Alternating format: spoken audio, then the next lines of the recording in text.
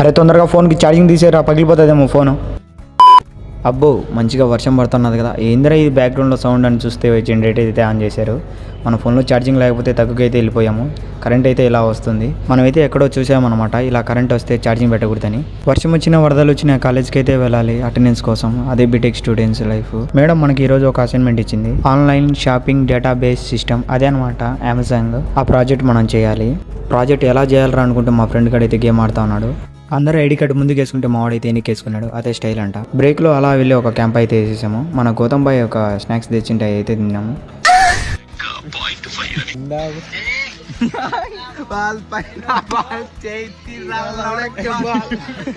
అలా కొన్ని memes friends మీద వేసి క్లాస్కి అయితే వెళ్ళిపోతున్నాం. మా కాలేజీలో మనుషుల కంటే లారీలు ఎక్కువ తిరుగుతూ ఉంటాయి, అదే కన్స్ట్రక్షన్ జరుగుతూ ఉంటుంది. క్లాస్కి వస్తే క్లాస్లో ఫ్యాకల్టీ లేదని మేమైతే బంక్ కొట్టేసి వెళ్ళిపోతా ఉన్నాము. బీటెక్ లైఫ్లో మనకు చదువు వచ్చినా రాకపోయినా మనకైతే 2 అలవాట్లు అయితే నేర్చుకుంటాము.